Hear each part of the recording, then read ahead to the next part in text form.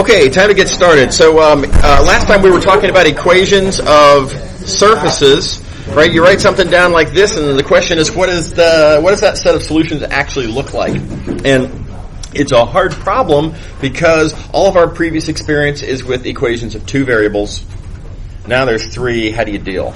Right? So I showed you one technique last time, and that is the idea of cross sections. And so notice that if you have an equation of three variables, once you add in an appropriately, cleverly chosen second equation, in effect, you get rid of one of the variables. Now there aren't any z's left.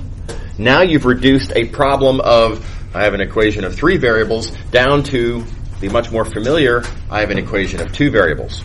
Easily recognized circle. Now, how do you sort of work that back in? I mean, now that you've solved the related easy question, how does that contribute to the solution to the original harder question?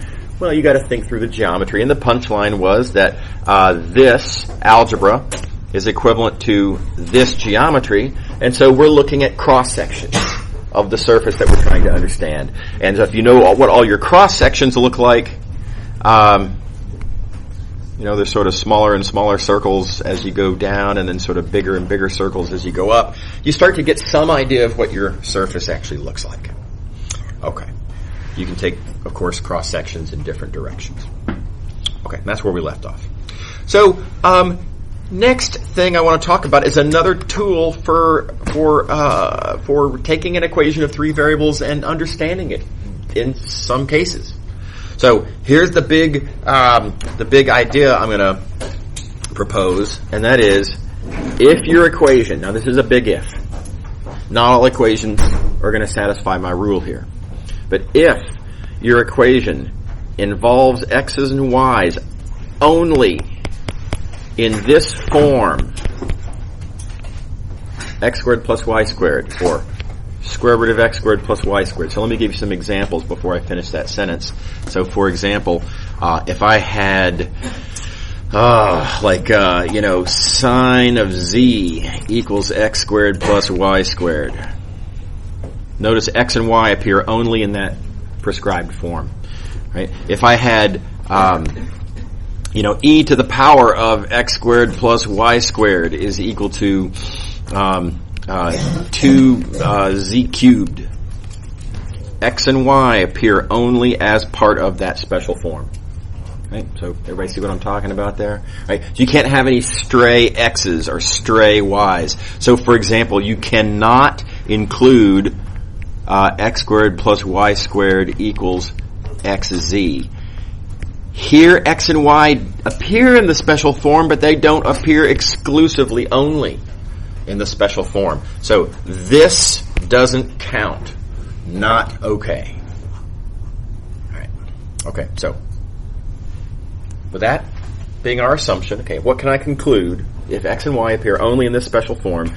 I get a huge geometric conclusion from this, and that is your set of solutions is rotationally symmetric around the z-axis, which is geometrically an enormous thing to know about your surface.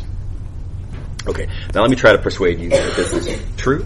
And I'm just going to suppose I have 2 points here that both satisfy my equation.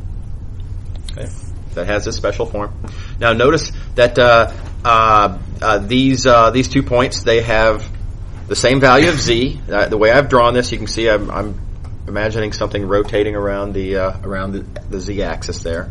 So these 2 points have the same z-coordinate, and they have different x's and different y's. Sure, right? The x's are not the same. The y's are not the same. These are not the same points. We're not going to be plugging the same numbers into this equation, but it remains, though, that because of our construction, because this is what you get by rotating around the z-axis, the distance to the z-axis is the same. So x squared plus y squared is the same for these 2 points, right? So if x's and y appear only in this form or that form, the x's and y's are different, but whatever. All x's and y's do is contribute to this one form. These 2 points agree on that part of the form. Right? So punchline then is, if this point satisfies that equation, then when I rotate it around like this new point that has the same value of x squared plus y squared, the same value of z, that's going to satisfy the equation too. Everybody believe that? I mean, it's kind of plausible, I think, right? So, okay, let me show you how you can use this. The fact that you know something is rotationally symmetric around the z-axis gets used as follows. Let's think about this surface again. Now, we already dealt with this surface kind of, right? Our previous technique to deal with that surface was to consider various cross sections, and I know the horizontal cross sections are circles. The vertical cross sections perpendicular to the y-axis anyway are parabolas, and you can try to kind of 3D model, sort of place these cross sections. How do they fit together, and how do you draw how you've concluded how they fit together? It's just sort of a hard geometry problem of dealing with this way. Look how easy it's going to be now. I can look at this thing and just instantly say, oh, well, x and y appear only in the special form, and so therefore it's rotationally symmetric around the z-axis. Rotationally symmetric around the z-axis means that all I have to do is understand its cross-section in any plane. Right? In this plane, x equals 0, right? That's the plane x equals 0. The equation's really easy to understand if you're in the plane x equals 0. That's a parabola. And I know it's rotationally symmetric. That means that all I have to do is take this parabola, rotate that parabola around the z-axis,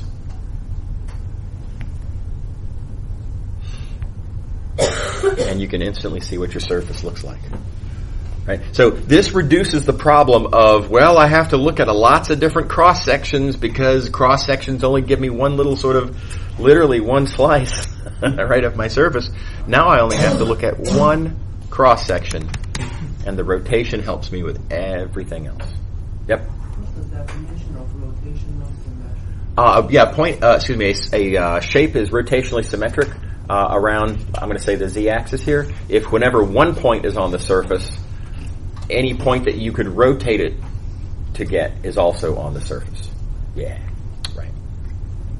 So, very powerful tool. Now, I'm a big fan. I think that our book does, sort of undersells the importance of this observation. It's a really powerful idea. So I hope you'll take this seriously. And again, if you find yourself looking at a surface like this, if it's rotationally symmetric, capitalize on that. I mean, please, for crying out loud, don't do this. Right? It's this huge amount of make work for yourself, right? Okay. All right. And I do have to remind you that this is a big if. Plenty of equations. The x's and y's just don't follow the rule, right? This is a very important rule, and it's very strict. So, okay. All right, let me show you some examples of where we can use this. Here we go. So let's look at, we already just did that one. Let's look at a variation of that. Let's look down here. X is equal to y squared plus z squared. Now this does not fit our rule. Our rule is that x and y appear only in the special form. That's not true here. But y and z appear only in the special form. I'm going to leave it as a nice exercise for y'all to work out on your own. Think through this reasoning here about what happens if y and z appear only in the special form. And the punchline that I hope y'all will come to is that it means it's rotationally symmetric around the x-axis. Right? So that's a good exercise. Think that through. Make sure you can see how the previous page's reasoning can be adapted accordingly. And, knowing that it's rotationally symmetric around the x-axis, I only have to understand its cross-section in any plane containing the x-axis. So now you've got options here. You could try to understand it in the xy plane. if you like, or suit yourself if you want to do it in the XZ plane, whatever, right? I mean, if you really want to, I don't advise this, but if you want to do it at some tilted plane, that'd be weird, right? I don't know exactly how we would, that'd be hard. Let's not do that, right? But hypothetically, if you really wanted to, right? So let's pick, just because we're lazy, let's pick the XY plane. Now, how do I deal with the XY plane here? The XY plane is described by Z equals 0. Z equals 0 pops right into there, and out comes x equals y squared. X equals y squared is easy to understand. That's an algebra 2 problem at this point. X equals y squared in the xy plane is that parabola. We know it's rotationally symmetric. Rotate that parabola around the x-axis, and you get an art challenge. But anyway, it's something kind of like that. And there's your surface. Everybody on board? Okay. All right. Y'all can think about that one on your own. Likewise, that one. Something to play with, right? Nice exercises. Make sure you can do those. Here's a twist. Suppose there's an extra squared term in there. So here we have x squared plus y squared minus z squared. So this is changing things up. How would we deal with this? Now again, you can play with cross sections if you'd like. That's fine, right? But I again want to do this the easiest possible way. I'm going to notice first that x and y appear only in the special form. So this thing's rotationally symmetric around the z-axis. Let's capitalize on that. Pick a plane that goes through the z-axis. But it's got to go through the z-axis. I mean, think about the geometry in order to be able to make the argument about tracing out the whole surface. The plane that you choose does have to go through. I mean, it has to contain, right, the rotational axis. So take your choice. Now, let me remind you, you have options. You could use, as I have drawn here, the XZ plane. Totally fine. No problem. Or, and in retrospect, maybe this would have been an easier choice, right? I could have done the YZ plane. The YZ plane, there's something really nice about the YZ plane, and that is we're looking right at it, right? We're looking straight on. It's just a little bit easier to draw things, perhaps, in the YZ plane than the XZ planes. Anyway, for your consideration, I'm going to go ahead and do it as I have drawn here. You get the same answer either way. In the XZ plane, now algebraically, the XZ plane is described by y equals 0. Toss that into there, see what your equation becomes, and you get x squared minus z squared is equal to 1. This, again, is a little algebra 2 problem. You got to think through the rules of algebra 2. Right? What is that? Now, I'm sure y'all all remember that that's a hyperbola. Right? And I claim it's a hyperbola that goes like this. And how do you remember? How do you know it goes like that? How do you know it doesn't go sort of the other way? I mean, how do you know it's not this? I have a little memory tool for this, and I think this is very useful. So for your consideration, and this isn't an algebra 2 class, right? Y'all should, whatever you like, right, to be competent in algebra 2 on your own, right? But my little tool, how I still think, many years after the fact, is to look at the equation and ask myself which one of those variables definitely cannot equal to 0. Right? And so notice, in this equation, it's pretty clear that x simply cannot equal to 0. If I were to try to ask, x equal to 0, I get a negative square equals a positive 1, and that's just nonsense. So I know right here that x can never equal to 0. That means we're looking for a hyperbola that does not intersect the line where x is equal to 0. And that eliminates the other possibility. That means it's got to be this one. So it's kind of just a little memory tool. But I find this, I have successfully been able to, despite being a total, bad memory, scatterbrain kind of a person, I have successfully not forgotten this rule in quite a few years, let's just say. Yeah. Okay. All right. So we know that our cross-section looks like that, and then rotation argument, we have x and y appear only in the special form, so we rotate that around the z-axis, and there's your picture. Everybody happy? All right. So, et cetera, et cetera, et cetera. And I'm not going to go through the details on this one, but I just want to point out another shape that you can get. Let me go through the semantics. I've been skipping to mention the semantics. These shapes are called paraboloids. That's just a name. So, heads up, you're supposed to know that's what it's called, a paraboloid. This thing here, let me clean up my mess. This thing here is called a hyperboloid. You can kind of guess the name hyperboloid because its cross-section's a hyperbola, right? But now they refine that specifically. This is a hyperboloid of one sheet. There exists another way to rotate a hyperbola to get a very different-looking surface. That's called a hyperboloid of two sheets. So this is what you get when you rotate a hyperbola, for example. Like I say, around the other axis. You rotate around that axis, and you're going to make, this is what I like to call the staring contest, right? Two eyeballs that are kind of like looking right at each other. Yeah. Okay. Now, it is easy to mess up on this one. It's easy to look at this and say, well, X and Y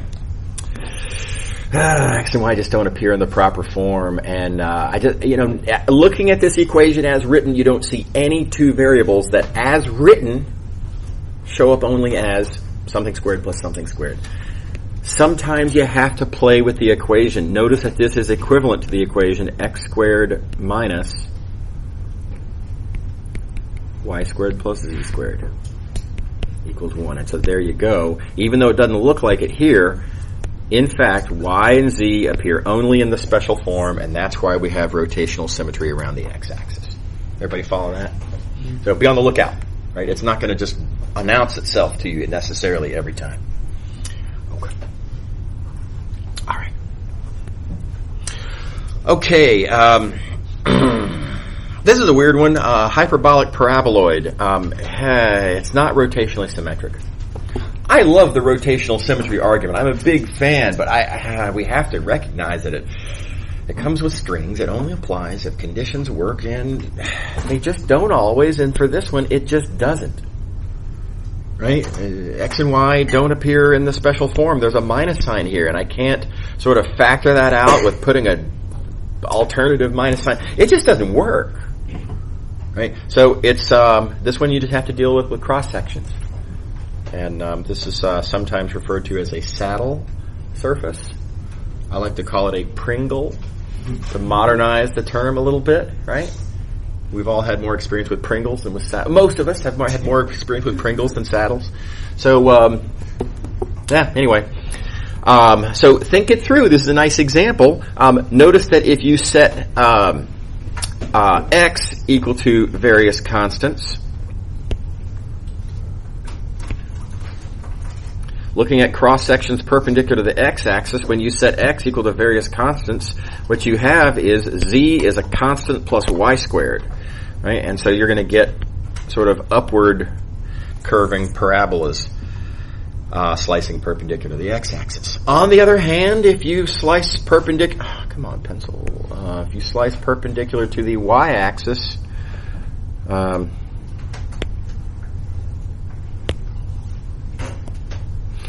perpendicular to the y-axis there, setting y equals to constants, you can see it right here, upside down parabolas, right, that are shifted by some amount. So that's why you get the sort of the downward slope in the other direction, the downward curvature in the other direction. Thus the Pringle. By the way, hard to draw. It's a good exercise in drawing. It's a really hard exercise in drawing, I'll say. That was that took me a long time to make I think that's a decent picture, but that was effort. Okay. So So what happens if you have an equation that looks like this? Now, the one way you could approach this equation is you could observe that, x and y appear only in the special form, and you make a rotational symmetry argument, which is great. I'm going to show you a different way to come at this, and that is to notice that this equation looks a lot like, with some key differences, but it looks a lot like that equation, and that equation there is a lot easier to understand. That one, right off the bat, you can see what this is saying is distance to the origin squared equals 13 squared. In other words, distance equals 13. This is a sphere of radius 13. That's easy. Right, so I can draw a picture of that thing right away. Very convenient. Don't even have to really make a rotation argument. That's nice. By the way, you can then confirm a little arithmetic curiosity is that 3, 4, 12. If you plug that in, the equation works. Right, so there's a point on the on this sphere with all integer coordinates. Okay. All right. So now, why are we interested in this? Why are we interested in this equation and the fact that its corresponding surface is easy to understand? Well, we're interested in this equation because it looks a lot like that equation. So what I want to do now is, and again, it's a very common tool in math. If you're trying to understand the answer to a math problem, see if you can relate that question to another question that you already know the answer to, and then kind of figure out how you have to massage that answer to get the answer to the question you're actually interested in. So here we go. These two are very similarly arranged equations. The only difference is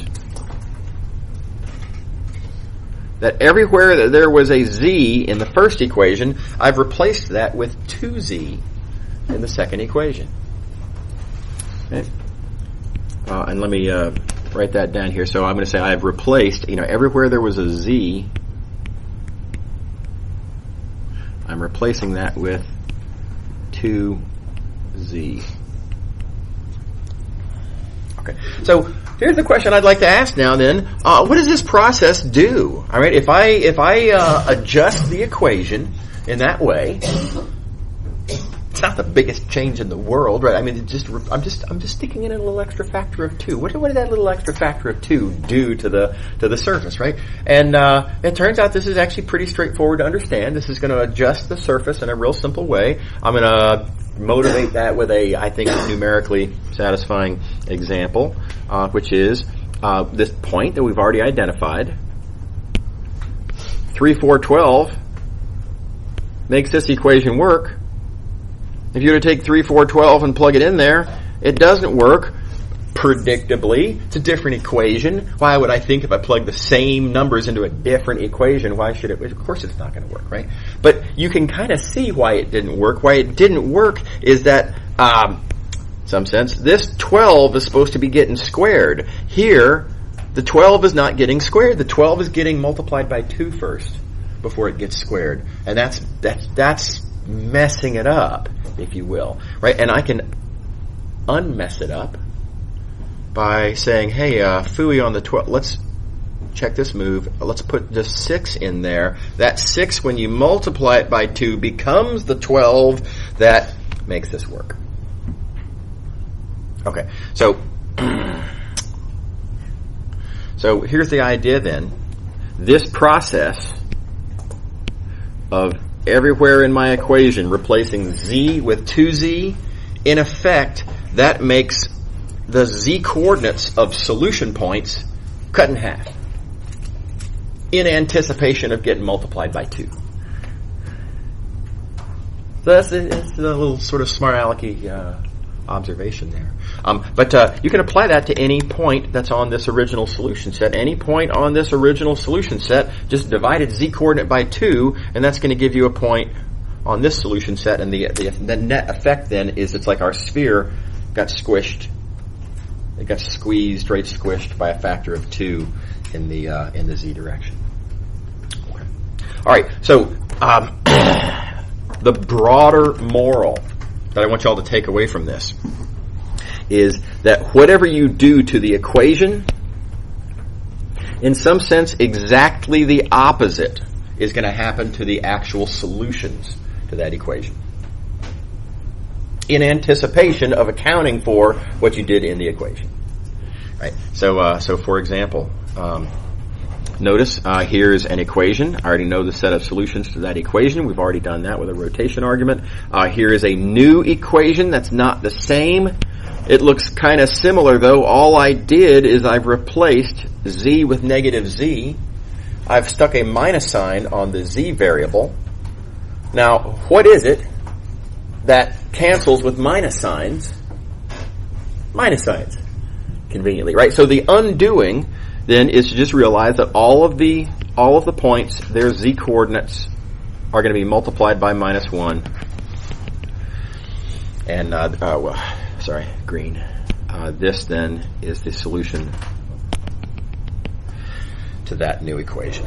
Right. So the algebraic act of replacing z with minus z is going to correspond to this geometric act of multiplying by the opposite of -1 on the z coordinates, namely multiplying by -1 on the z coordinates.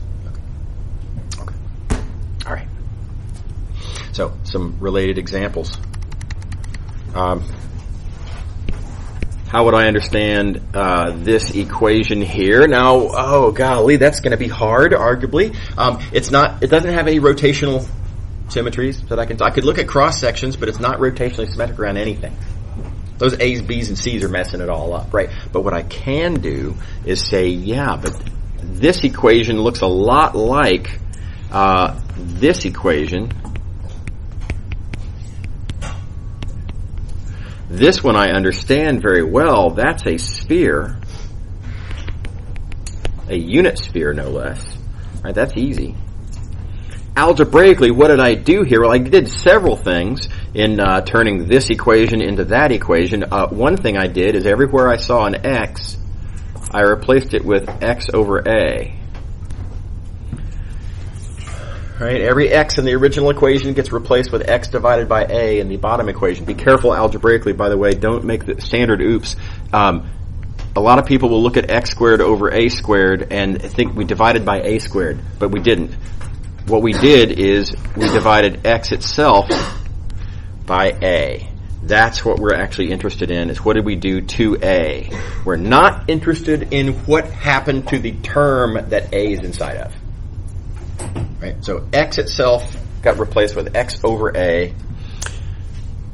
This action of replacing x with x over a, dividing by a, what's the opposite of dividing by a? Multiplying by a. Right? So this action here effectively stretches in the x direction by a factor of a. Yeah? Likewise, replacing y with y over b stretches it by a factor of b in the y direction. And then likewise, replacing z with z over c stretches by a factor of c in the z direction. And so right off the bat, I mean, I can at a glance say this looks kind of like, algebraically it looks kind of like a sphere, unit sphere, kind of, sort of, except it's been stretched. This is a stretched out unit sphere. And what do you get when you stretch out a unit sphere? Well, you get a stretched out, anyway, they have a name for this. The name's ellipsoid. Right? Not surprising. By the way, not hard to persuade yourself that the cross sections are all ellipses. But the way to think about it is it's the result of stretching out a sphere. Yeah? Couldn't the picture depend on your values for A and C? Oh, very much so. Yeah. It could be stretched more in the Z. Yeah, for sure. Yeah, I just had to draw something. So, yeah, totally. I just wanted to give some sense of generality. But, yeah, that's the trouble with pictures is you can only draw one, really? Yeah, totally. Did I see another hand somewhere? No? All right.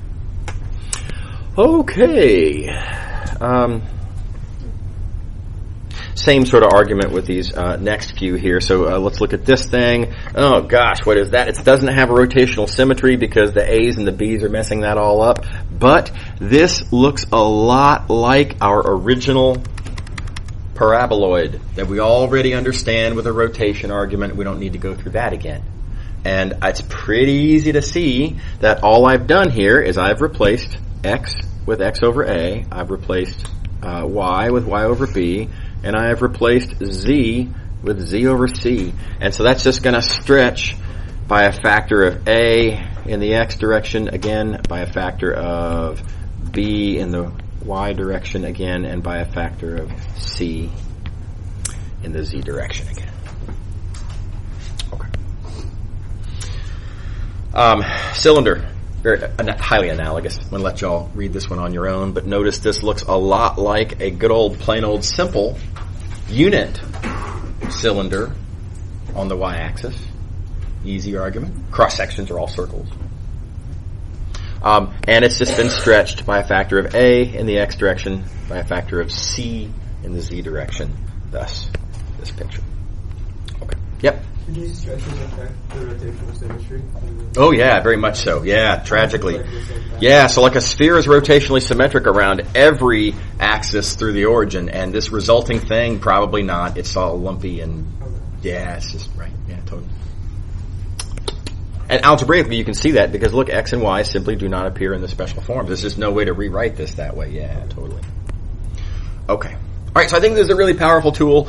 When you look at an equation, if you're like, oh, so close with the symmetry, but not quite, right? Then just realize, okay, well, this is a stretched out version, maybe, of something that is symmetric. All right. Okay, now do be careful. I want to show you there's a hard, it's kind of a landmine sort of thing.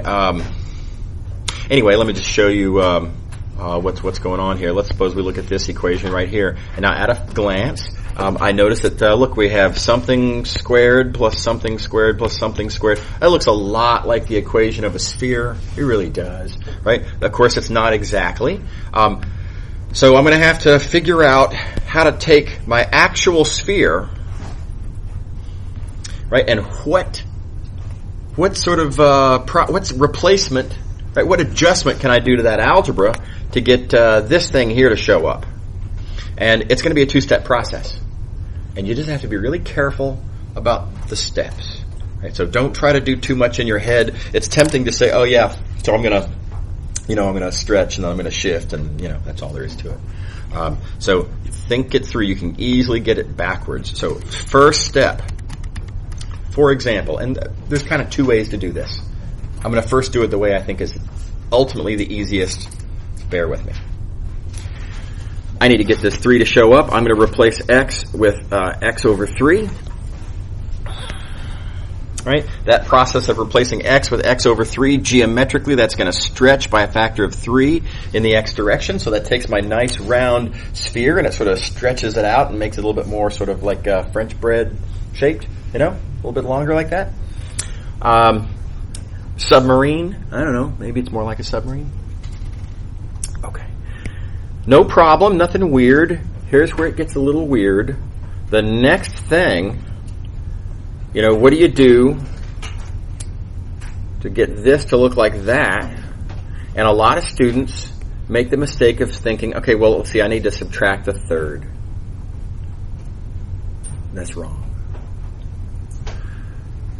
We're not subtracting from x over 3, right? We're subtracting from x. So I need to know, visually, what do I do to this thing? How am I going to, what do I want to replace that with? Just the x. That x I am replacing with x minus 1. Right, it's as simple as that. So in other words, don't overthink it. This x is being replaced by x minus 1. And replacing x with x minus 1 is going to shift. What's the opposite of subtracting 1? It's adding 1. And so that's just going to kind of shift everything over in the positive x direction by a distance of 1. Everybody on board? Okay. Now again, a lot of students are really uncomfortable with this, and a lot of students are like, but, like, isn't this kinda is x? It used to be x. Isn't this really then kind of the thing that I should treat like x? Or something, feeling like they kind of have to hang on to that original starting point, right? And very importantly, no. This first starting point has served its role, okay? We thought of this because it was easy to understand in the first place. We made an adjustment to it, algebraically, corresponding geometrically. We now have it down to here. This is now what we were looking at. This thing here, forget about it. Goodbye. It's gone. It doesn't. We don't have to think about that anymore. No referencing back to it. We have moved on. Here's where we are now, right? And so, so now, again, that 3 is there. That's a thing. And now I think it's pretty easy to see that, here's your x. What are you going to do to x to make this happen? And it's pretty easy to see that what you do is you replace x,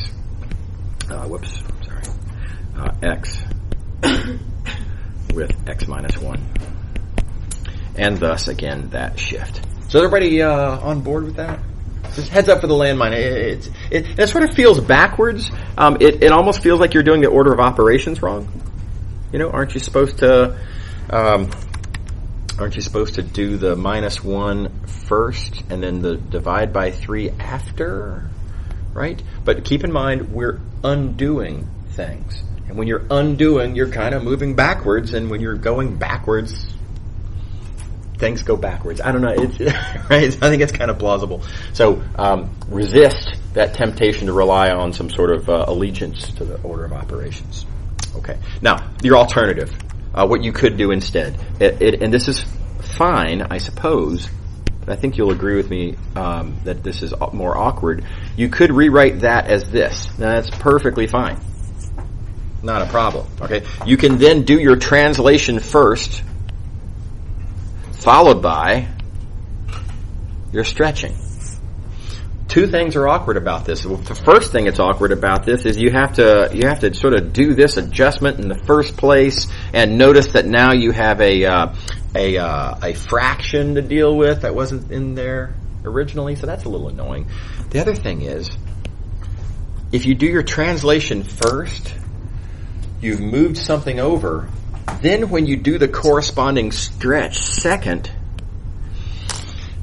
the thing that you need to stretch away from 0 isn't centered at 0. It's centered over here, which means that as you stretch it away from 0, keep in mind, you're not going to stretch from the center. You're stretching away from 0. If your thing is already off center, then the center moves as you stretch. It's just weird, right? It's definitely harder to do it this way, so I advise you to not. Okay. All right. Okay, so that concludes Chapter 12 for us, at least for the moment. We are going to come back a little bit later and do 12.8. I know we're skipping 12.8 at the moment. Okay.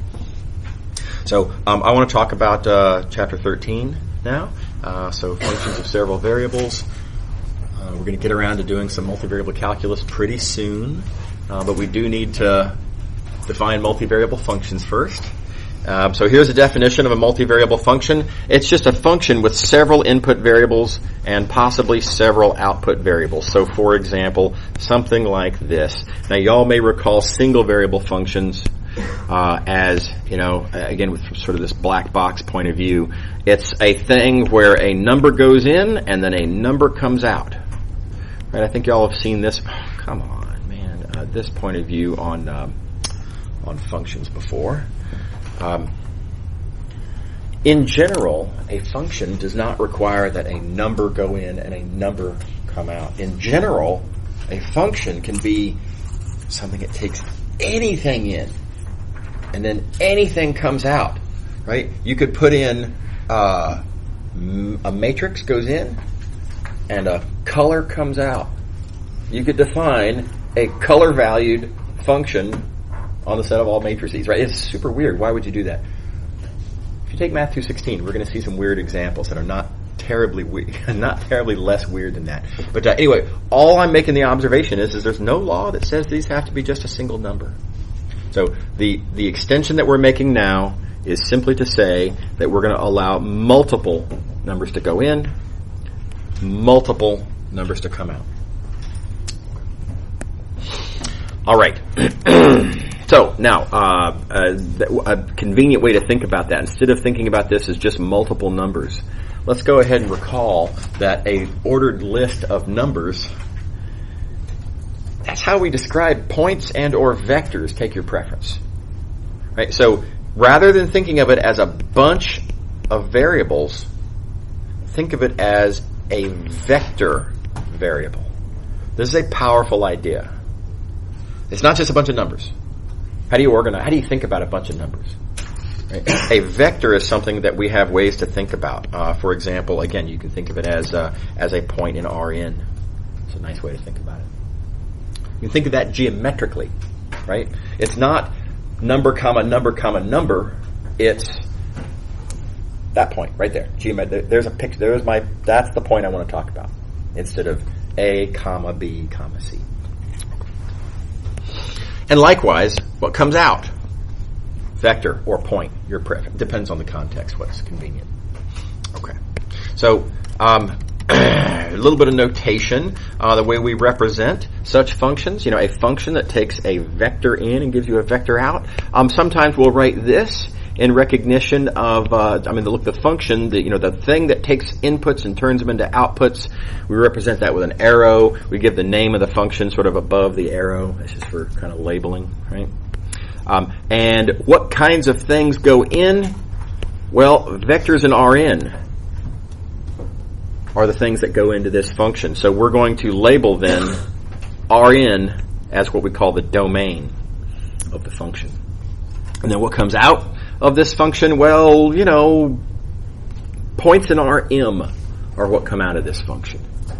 So we're going to label then as the target Rm. So y'all are going to see this kind of notation a lot, at least in my notes and class and that kind of thing. It's just a convenient shorthand. That's all it means. I'm telling you what the name of the function is, what's the domain, what's the target. And by the way, here's another very common notation. This is in lots and lots and lots of math books. I don't recall off the top of my head if our textbook uses that, but you're certainly going to see this. So it's just an alternative notation. The idea of this notation is, I want to describe the function. Okay, my function is called f. Can you tell me a little bit more about f? Oh, okay. Well, I guess I should probably tell you that the domain is Rn, and then what the function does is the function takes points from that domain and returns points in the target, which is Rm. Right, so that's the sort of the motivation for. But anyway, you're going to see this notation a lot. Yep. So I have the number of distinct variables in the input and the output. Yes, that's right. So this in. I didn't. Yeah, that in is the number of input variables. That's right, and this m is the number of output variables. Yeah. Okay. All right. Quick example. There's a function. It's a weird-looking function. Notice I'm writing the vectors vertically. Ends up being convenient sometimes. So here's the input vector. Notice that the input vector has 3 coordinates. Therefore, the input is a point in R3. Therefore, the domain for this function is R3. This function has 2 output variables. I could give them names, I suppose. V1 and V2, not that you have to, but sometimes that's convenient. And so said differently, what comes out of this function is a point in R2. So this function, you could write it down sort of, coordinate-wise and explicitly as that. Or, if you're not ready to get specific yet, you can just say, look, I've got a function from R3 to R2. And this is the code for I've got 3 input variables, and I've got 2 output variables. Okay, why do we need multivariable functions? I'm just going to show you some real easy examples. There's bazillions of examples. We're going to see a bunch of them as we go along through the course. But the purpose of this first example is to kind of show you that it's just really everyday kind of stuff. So weather, right? Water cooler conversation about the weather. You're actually talking about a multivariable function, because when you talk about the weather, you have to tell me, well, wait a second, you don't want to talk about the weather in Eastern Europe right now, or where? Weather is different depending on where you are, and further, when you're talking about. Are we talking about the weather now, or are we talking about the weather last week? Right? So weather depend. You got to tell me as inputs to that conversation where and when are we talking about the weather. And then when you have that conversation about the weather, there's lots of things you could talk about. Said differently, at this place and that time, the weather is described by the temperature and the barometric pressure and the relative humidity and other things conceivably as well, right? There's several different parameters there. Wind speed, right? So technically, weather is a multivariable function. You give me this information, I give you that information. Here's some other examples. I'll just do one more. So here's again a business example. I could want to know my profit, my expected profit. I could want to know what kind of risk am I taking, depending on how I run my business. Right now, what parameters might influence profit or might influence risk? Well, how much money I invest, or how many people I hire. What are the prevailing interest rates? What's going to happen to my risk level if interest rates go up? Interest rate, therefore, is an input variable that helps me understand risk as an output variable. Okay, and let me remind you again, both of these examples serve as a reminder that we really need very much to not limit ourselves to just R3. Now, I did here for no particular reason, right? But there's more than 3 ways to talk about the weather, right? I didn't include wind speed on there. So, but it's 4-dimensional. 4-dimensional doesn't have anything to do with the world we live in. Sure it does, right? Temperature, pressure, humidity, wind speed. That's 4 variables. That's described by a function whose target is R4. And it's not even weird. Right? So don't make the constant mistake that students like to make is to think about anything about 4 dimensions and higher is abstract, ivory tower mathematician weirdo stuff that doesn't have anything to do with the real world. Absolutely not true. It's just hard to draw the pictures. Okay. Likewise with business, there's probably a lot more than just these 3 variables that go into describing how I might run a business. Right? So I could have even if I'm only interested in risk and profit, let's just say, right, then it's still the case that I might need a bunch of different input variables. So I'm talking about a function defined on R12, possibly. Okay. All right, moving on. Okay, so these are what multivariable functions are. How do we visualize them? Here's the one that's probably going to be the most familiar. This is called a graph. Talk about the graph of a function. If you have a function, as I've drawn here, function, let me do this in a color. If I have a function f from R2 to R1, a quick reminder, as I've drawn it here, 2 input variables. That means that what goes into this function is a point with 2 coordinates. Namely, what goes into this function is a point in R2. Right? What comes out of this function is a single value. A single value is a point on R1.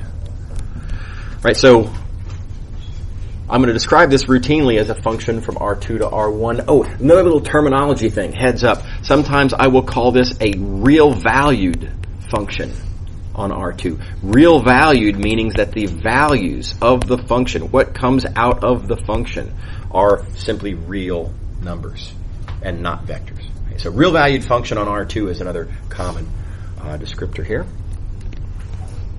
And the graph, pretty familiar construction. If you have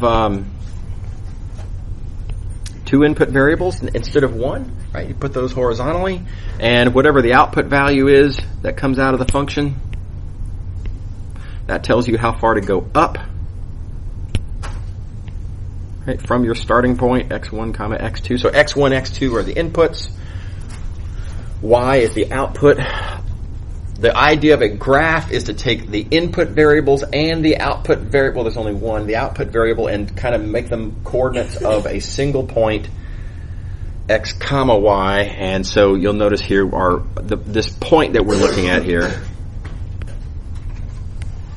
has 3 coordinates. It has the 2 the 2 input coordinates.